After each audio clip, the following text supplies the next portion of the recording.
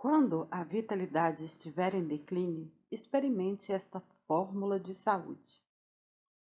Constou-me que uma mulher foi a uma farmácia e pediu um frasco de remédio psicossomático. É claro que não se encontra tal remédio nas prateleiras das farmácias, pois não vem em pílulas nem em frascos. Mas existe e muitas pessoas o usam. É uma receita composta de orações, de fé e de pensamentos espirituais e dinâmicos. Tem-se calculado que 50 a 75% das pessoas hoje em dia adoecem por causa da influência do inconveniente estado mental em sua natureza emotiva e física. Tal remédio é, por conseguinte, de grande importância. Muitas pessoas que não estiverem em condições normais verão que existe uma fórmula de saúde que, além dos serviços do médico, poderá ser de grande valor para elas. O caso do gerente de vendas que nos foi recomendado pelo diretor de uma grande companhia nos dá um exemplo da maneira pela qual o tratamento espiritual e emotivo poderá restaurar a vitalidade em declínio. Esse gerente de vendas, que antes havia sido um homem de extraordinária eficiência e energia, experimentou um sério declínio em sua capacidade, tanto intelectual como física. Perdera a sua habilidade criadora. Até então, suas ideias para a expansão das vendas tinham sido notáveis. Mas, passado o tempo, seus associados começaram a notar que ele vinha decaindo muito. Aconselharam-no a consultar um médico. A companhia enviou-o para o Atlantic City para fazer ali uma estação de repouso e mandaram-no depois para a Flórida, numa segunda tentativa de restabelecimento. Foram férias inúteis, pois não obteve nenhuma melhora definitiva. Seu médico, que conhecia a nossa clínica religiosa e psiquiátrica, recomendou ao presidente da companhia que nos mandasse o seu gerente de vendas a fim de que o entrevistássemos. O presidente pediu-lhe que nos procurasse, o que ele fez. Mostrara-se, porém, um tanto indignado por mandarem-no a uma igreja. Até parece pilhéria mandar um homem de negócios consultar um pastor, queixou-se ele. Suponho que o senhor vai orar por mim e ler a Bíblia, acrescentou irritado. Isso não me surpreenderia, respondi. Às vezes, o nosso mal se acha numa área em que a oração e a terapêutica da Bíblia poderão surtir efeito. Mostrou-se tão impertinente e, ao mesmo tempo, com tanta má vontade em cooperar, que fui obrigado a dizer-lhe: quero adverti-lo francamente de que faria melhor em cooperar conosco. Caso contrário, será despedido da companhia. Quem lhe disse isso? Perguntou. Seu chefe. De fato, ele disse que se não conseguirmos endireitá-lo, será despedido, não obstante ele sentir ter que tomar semelhante decisão. Nunca vi uma expressão de assombro como a que se lhe estampou no rosto. Que o senhor acha que devo fazer? Conseguiu ele articular. Muitas vezes uma pessoa chega a esse estado em que o senhor se encontra devido a estar o espírito dominado pelo temor, ansiedade, tensão, ressentimentos, uma sensação de culpa ou uma combinação de tudo isso, expliquei. Quando tais impedimentos emotivos se acumulam e começam a pesar no espírito, a personalidade não mais os pode suportar. Começa a fraquejar. As fontes normais de força intelectual, espiritual e emotiva ficam obstruídas. A pessoa vê-se tolhida na sua ação em virtude dos ressentimentos, do temor e da sensação de culpa que a dominam. Não sei qual seja o seu mal, mas sugeriria que me julgasse um amigo que se interessa pelo Senhor e com o qual pudesse desabafar-se com toda a confiança, contando tudo o que se passa. Acentuei que era importante que ele não ocultasse coisa alguma e se abrisse completamente, exteriorizando todo e qualquer temor ou ressentimento ou sensação de culpa que, porventura, tivesse. Asseguro-lhe que nossa entrevista será estritamente confidencial, acrescentei. Ademais, toda a companhia o quer ver de volta, como sendo a mesma pessoa eficientíssima que o senhor era.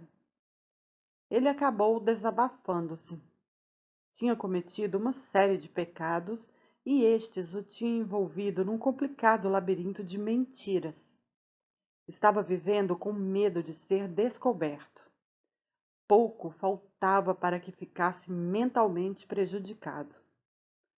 Foi um tanto difícil fazê-lo falar, pois era uma pessoa essencialmente decente e tinha uma forte noção de vergonha. Disse-lhe que compreendia suas reticências, mas que aquela operação tinha que ser executada, o que não poderia ser feito se ele não se desabafasse completamente. Jamais esquecerei a maneira como ele reagiu quando confessou tudo. De pé, empertigou-se completamente, estendeu as mãos para o teto e respirou profundamente. Sim, senhor, sinto-me bem, declarou. Foi uma expressão de alívio, como se lhe tivesse saído do espírito um grande peso. Sugeri-lhe então que orasse e pedisse a Deus que o perdoasse e lhe desse paz e pureza. É para fazer minha oração em voz alta? Perguntou ele em um tom de dúvida. Nunca fiz isso em minha vida, acrescentou. Sim, em voz alta. Sempre convém. Isso lhe dará forças, respondi. Foi uma prece simples. Se me lembro bem, eis o que ele disse. Querido Deus, fui um homem impuro e sinto o mal que pratiquei. Contei tudo ao meu amigo, aqui presente. Peço-vos agora que me perdoes e me deis a paz. Dai-me também forças para que eu jamais venha a repetir esses atos. Ajudai-me a ser puro e a ser um homem bom na acepção da palavra. Ele voltou para o escritório naquele dia. Não fizeram comentários a respeito. Não havia necessidade de tocar no assunto. Voltou a ser o que era. Hoje é um dos melhores gerentes de vendas de sua cidade. Tempos depois encontrei o presidente da companhia que disse: Não sei o que o senhor fez com Bill, mas o nosso homem é inegavelmente uma verdadeira fonte de energias. Eu não fiz coisa alguma, foi obra de Deus, respondi. Sim, compreendo. Seja como for, é o Bill dos velhos tempos. Ao declinar-lhe a vitalidade, experimentou uma fórmula de saúde que o fez recuperar sua eficiência normal. Tomou certo remédio psicossomático que o curou de suas más condições espirituais e mentais.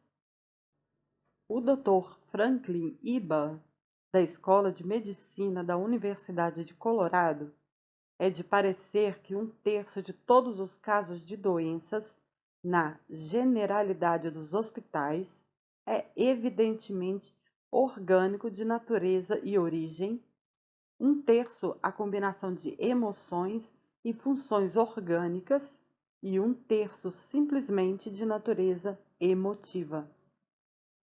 O Dr. Flanders Dunbar, autor de Mind and Body, esclarece: não se trata de saber se a doença é de origem física ou emotiva, mas sim quanto de cada. Todas as pessoas que têm considerado atentamente essa questão chegam à conclusão de que os médicos têm razão quando dizem que o ressentimento, o ódio, a ojeriza, a má vontade, a inveja e o rancor são atitudes que prejudicam a saúde. Tenha um acesso de raiva e verá o grande mal-estar que sentirá incontinente.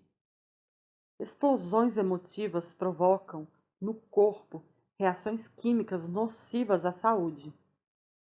Sendo contínuas, quer violentas, quer lentas, mas persistentes durante um período de tempo, as condições gerais do corpo agravar-se-ão.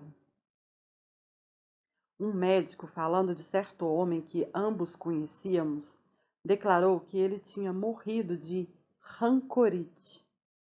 Na sua opinião, o doente fora vítima do próprio rancor, que há muito vinha alimentando. Ele fez tanto mal ao corpo que lhe diminuiu a resistência, explicou o médico. Ao ser atacado pela doença, faltou-lhe a força para vencê-la. Minou o organismo com o seu mau temperamento. O Dr. Charles Cooper, um médico de São Francisco, num artigo intitulado Um Conselho Franco acerca do Mal Cardíaco, declarou o seguinte: deve dominar-se as reações emotivas. Quando digo que conheci um paciente cuja pressão saltou para 60 pontos quase instantaneamente, em virtude de uma explosão de raiva, pode-se avaliar a atuação de tais reações sobre o coração. A pessoa que é rápida no gatilho, escreveu ele, muito provavelmente culpará alguém impulsivamente por uma falta ou um erro, quando o mais prudente, o mais simples, seria não se inquietar pelo que está feito, pois o que está feito já não tem mais remédio. Ele citou o caso do grande cirurgião escocês, John Hunter. O Dr. Hunter sofria do coração e compreendia perfeitamente qual seria o efeito de uma forte emoção que porventura tivesse. Declara que sua vida estava à mercê de qualquer pessoa que pudesse aborrecê-lo. De fato, sua morte resultou de um ataque cardíaco causado por um acesso de raiva, quando ele deixou de dominar-se. Concluiu o Dr. Cooper o seu artigo, dizendo: toda vez que um problema comercial começa a inquietar-nos, ou toda vez que a raiva começa a dominar-nos, cumpre relaxarmos os nervos. Isso dissipará o tumulto interior que se estará processando em nosso organismo. O coração pede para ficar permanentemente abrigado num homem jovem e tranquilo, que saiba conter suas atividades físicas. Por conseguinte, se a sua saúde não for normal, sugiro-lhe que faça uma escrupulosa análise de si mesmo. Pergunte sinceramente a si mesmo se não estará abrigando algum rancor, ressentimento ou má vontade para com alguém. Caso os tenha, elimine-os. Desembarace deles sem demora. Eles não prejudicam pessoa alguma, não prejudicam pessoas visadas. mas estarão dia e noite minando-lhe o organismo. Muitas pessoas têm má saúde não por causa da alimentação, mas sim por causa desse mal psíquico que lhe corrói o organismo. Os males emotivos voltam-se contra a própria pessoa que os cultiva, minam-lhe a energia, reduzem-lhe a eficiência e destroem-lhe a saúde. Com isso, destrói-se-lhe a felicidade. Compreendemos assim, hoje em dia, o efeito do padrão de pensamentos nos estados físicos. Compreendemos que uma pessoa pode tornar-se doente ao cultivar ressentimentos. Sabemos que uma sensação de culpa lhe poderá provocar várias espécies de sintomas fisiológicos. O temor e a ansiedade constituem também fatores de distúrbios. Sabemos que se tem conseguido curas ao mudar-se o padrão de pensamentos. Recentemente, um médico me contou que uma jovem dera entrada no hospital com febre muito alta. Era um caso de artrite reumática. As juntas estavam inchadíssimas. A fim de estudar o mal minuciosamente, o médico não lhe deu medicamento algum, salvo um leve sedativo para aliviar-lhe a dor. 2 dias depois, a jovem perguntou-lhe quanto tempo iria ficar naquelas condições e quanto tempo iria ter que permanecer no hospital. Acho que terá de ficar no hospital provavelmente uns 6 meses, respondeu o médico. Quer dizer que somente daqui a 6 meses é que poderei casar-me? Indagou ela assustada.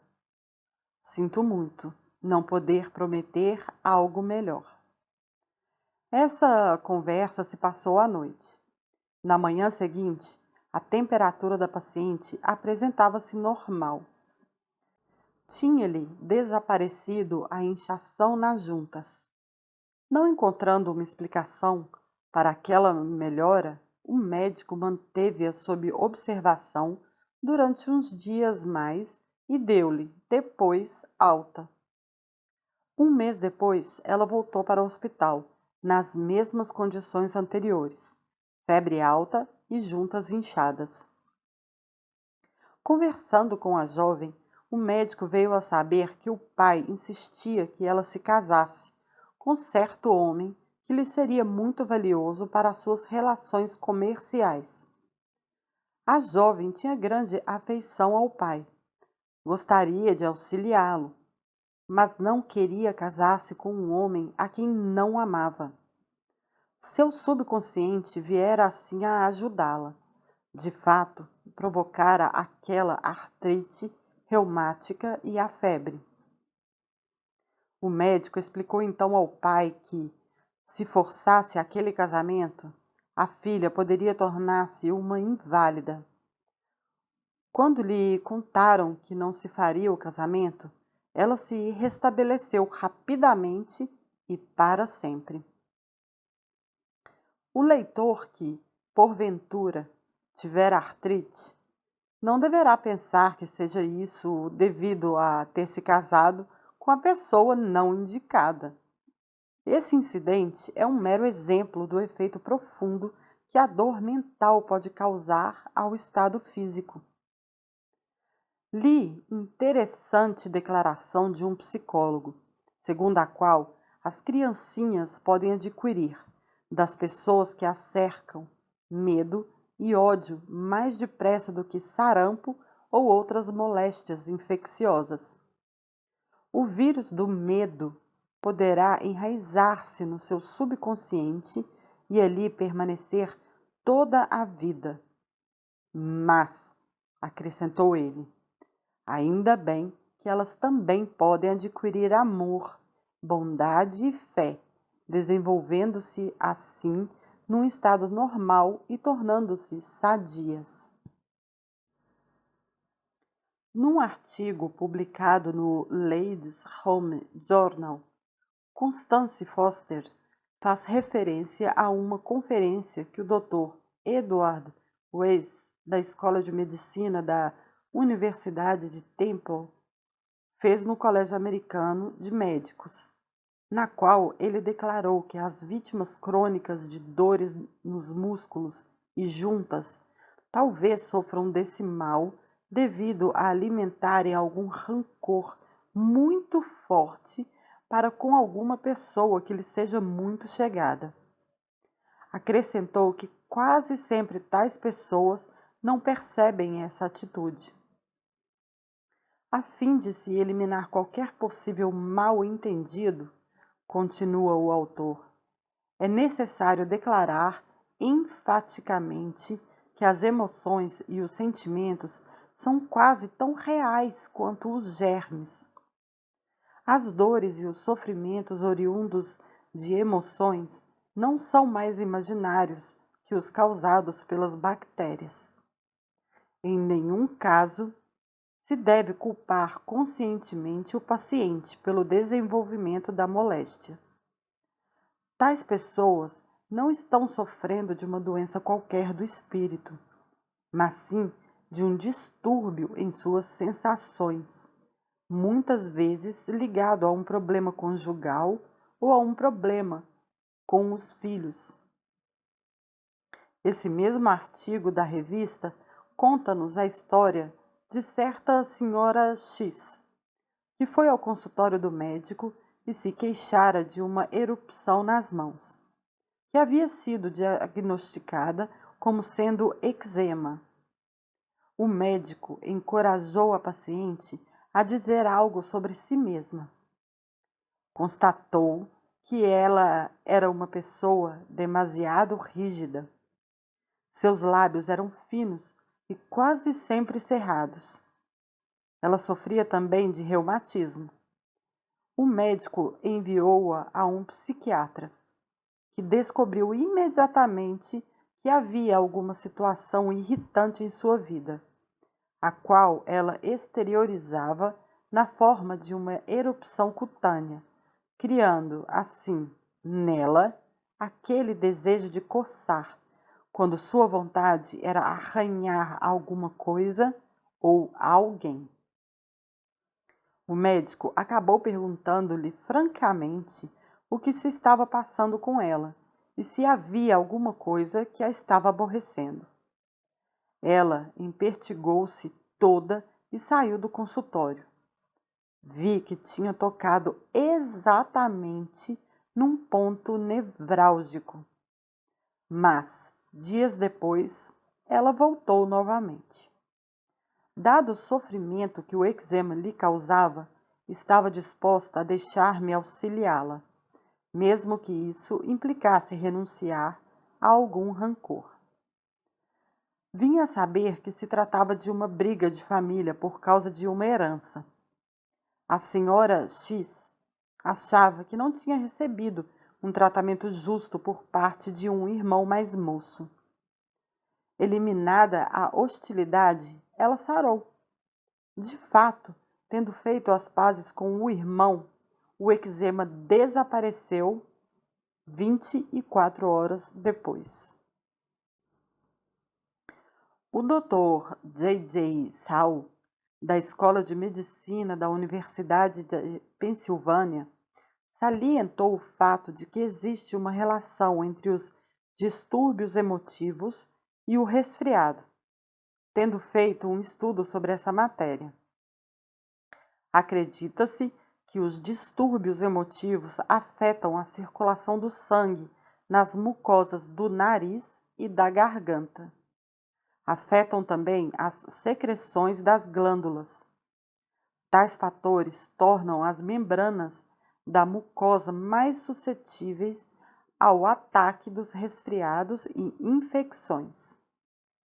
O Dr. Edmund Fowler, do Colégio de Médicos e Cirurgiões da Universidade de Colômbia, afirmou o seguinte: há resfriados que se desenvolvem nos estudantes de medicina por ocasião dos exames e também em muitas pessoas, antes ou depois de uma viagem. Há os que se desenvolvem em donas de casa, que têm de cuidar de uma grande família. Tem-se observado muitas vezes esse mesmo fenômeno no paciente quando a sogra vem morar em sua casa, desaparecendo o resfriado quando ela vai embora. O Dr. Fowler não especifica os efeitos sobre a sogra quando o genro ou a nora vão morar com ela. Talvez ela tenha também resfriado. Um dos casos relatados pelo Dr. Fowler diz respeito a uma vendedora de 25 anos de idade. Quando ela o visitou no consultório, estava com o nariz muito obstruído, a mucosa vermelha e congestionada. Sofria de dor de cabeça e tinha um pouco de febre. Esses sintomas persistiam há quase 2 semanas. Conversando com a jovem, o Dr. Fowler veio a descobrir que o mal tinha surgido poucas horas depois de uma violenta briga que tivera com o noivo. Com o tratamento local, venceu seu resfriado, mas umas semanas depois, a jovem tornou a voltar com um novo ataque. Dessa vez, o mal surgira após uma discussão que ela tivera com o açougueiro. Novo tratamento local curou-a. Contudo, a jovem continuou a ter novos resfriados e a causa era sempre um acesso de cólera. O Dr. Fowler pôde persuadir a paciente de que o seu mau temperamento é que estava ocasionando aquele sintoma de resfriado crônico. O mal acabou desaparecendo quando ela aprendeu a levar uma existência calma. Há ainda pessoas que acreditam que é um conselho teórico, quando a Bíblia diz que não se deve odiar nem encolerizar-se. A Bíblia não expõe teorias. É o maior livro de sabedoria que possuímos. Está repleta de conselhos práticos sobre a vida e a saúde. A cólera, os ressentimentos e as culpas nos fazem ficar doentes. Segundo nos dizem os médicos modernos, o que mais uma vez prova que o mais moderno dos livros sobre o bem-estar é a Bíblia Sagrada. Muitas pessoas a desprezam ou a consideram um livro puramente religioso, sem utilidade prática. No entanto, é o mais lido de todos. É isso devido ao fato de, por meio desse livro, descobrirmos os nossos erros e sabermos como poder corrigi-los. O Dr. Fowler chama a atenção para os resfriados emotivos, sofridos por crianças que se sentem inseguras. Ele cita muitos casos de resfriados crônicos em crianças que vêm de lares desfeitos. Uma criança muitas vezes tem uma intermitente infecção respiratória. Quando nasce um irmãozinho, talvez por se sentir abandonada ou por ciúmes. Um menino de 9 anos tinha um pai de espírito ditatorial e uma mãe indulgente. O conflito entre a severidade de um e a indulgência de outro prejudicava a criança. Temia sempre receber uma punição do pai. Sofreu durante muitos anos de um resfriado quase contínuo. Notou-se que o mal desaparecia quando o menino ia para o campo e ficava, assim, distante dos pais. Uma vez que a irritação, a raiva, o ódio e o ressentimento contribuem fortemente para prejudicar a saúde, qual será o antídoto? Evidentemente, o antídoto é encher o espírito de sentimentos de boa vontade, perdão, fé, amor e calma. E como se consegue fazê-lo? Seguem-se algumas sugestões práticas, as quais foram empregadas com êxito por muitas pessoas, especialmente no ataque contra a raiva. Uma aplicação consciente dessas sugestões pode produzir sensações de bem-estar. 1. Lembre-se que a raiva é uma emoção e esta é sempre ardente. Trate, pois, de arrefecê-la. Como arrefecê-la? Quando uma pessoa se enraivece, os punhos tendem a cerrar-se. A voz altera-se e os músculos tornam-se rígidos. Psicologicamente, ela está pronta para a luta. A adrenalina invade o corpo. É a herança do antigo homem das cavernas, a manifestar-se no sistema nervoso. Faça-o deliberadamente por um ato de vontade. Não cerre os punhos. Estire os dedos. Abaixe o tom de voz. Reduza-o a um murmúrio.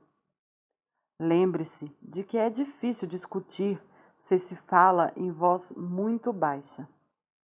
Sente-se numa cadeira ou deite-se, se possível. É dificílimo ficar exaltado quando se está deitado. 2. Diga em voz alta a si mesmo. Nada de tolices. Nessa ocasião, talvez seja um pouco difícil fazer uma prece. Deve-se tentar fazê-la ou, pelo menos, idealizar no espírito a figura de Jesus Cristo e procurar imaginá-lo também encolerizado. É uma coisa que não se consegue fazer e o esforço servirá para eliminar as emoções então existentes. 3.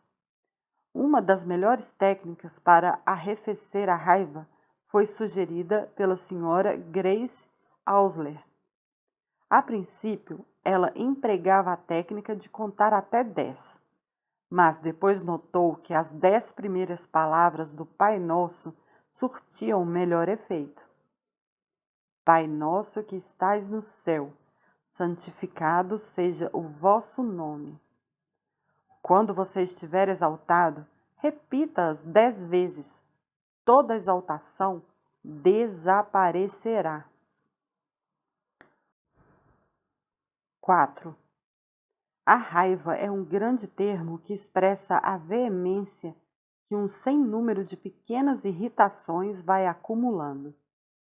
Estas, cada uma algo pequena em si mesma, tendo adquirido forças por se irem sobrepondo, acabam explodindo com fúria, o que muitas vezes nos deixa envergonhados de nós mesmos.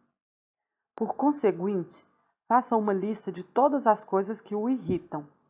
Por mais insignificantes e tolas que sejam, faça uma lista delas. O objetivo é secar os canaizinhos que alimentam a grande torrente de raiva. 5. Faça de cada irritação um objetivo especial para a sua oração. Conquiste uma vitória sobre cada uma de per si. Em vez de tentar destruir toda a sua raiva, a qual, conforme ressaltamos, é uma força consolidada, vá eliminando cada irritação, até o ponto em que imporá todo o seu domínio sobre ela.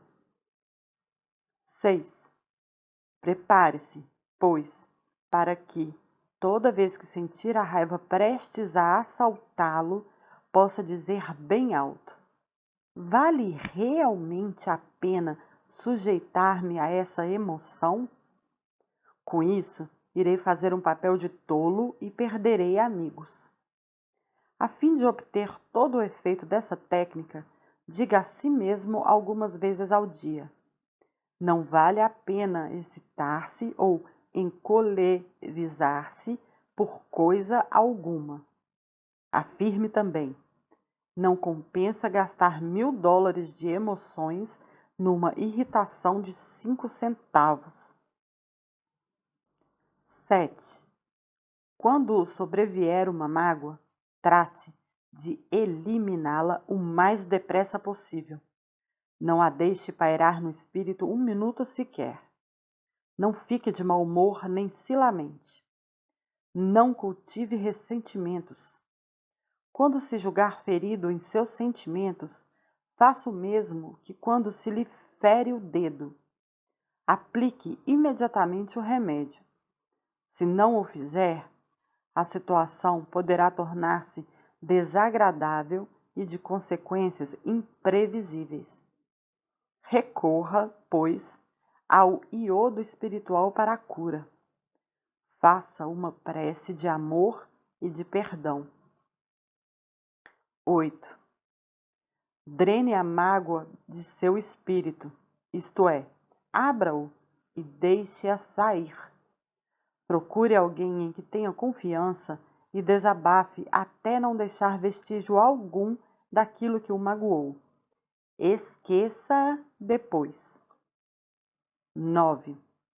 Comece a orar pela pessoa que lhe feriu os sentimentos. Continue a fazê-lo até sentir o desaparecimento total do rancor. Às vezes, poderá ter que fazer preces por um período algo demorado, a fim de conseguir o resultado desejado. Um homem que experimentou esse método me contou que anotou o número de vezes que teve de orar até conseguir eliminar o rancor. Fê-lo exatamente 64 vezes. Foi literalmente por meio de orações que conseguiu restaurar a paz ao seu espírito. Esse sistema surte realmente efeito.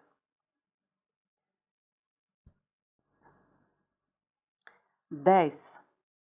Faça essa pequena oração. Possa o amor de Cristo amainar o meu coração. Acrescente depois.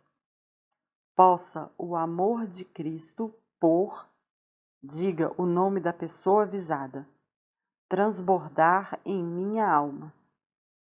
Faça essa oração com toda sinceridade e terá o alívio que deseja. 11. Siga o conselho de Jesus e perdoe o maior número de vezes o mal que foi feito. Libertar-se-á, assim, de todo e qualquer ressentimento. 12. Para encerrar, esse ímpeto selvagem, indisciplinado e primitivo que existe em nós e que se exterioriza tão abrasadoramente, somente poderá ser dominado com o auxílio de Jesus Cristo. Complete, pois, a lição, dirigindo-lhe a seguinte súplica: assim como vós podeis modificar a moral de uma pessoa, peço-vos agora que modifiqueis meus nervos. Da mesma maneira que dais forças para se vencer os pecados da carne, dai-me também forças para que eu possa vencer os pecados do espírito. Colocai-o sob o vosso domínio. Dai ao meu sistema nervoso e à minha alma a vossa paz salutar. Se o rancor o assediar, repita essa súplica 3 vezes ao dia. Talvez fosse aconselhável imprimi-la num cartão e colocar esse cartão sobre a sua mesa de trabalho ou em algum lugar bem visível.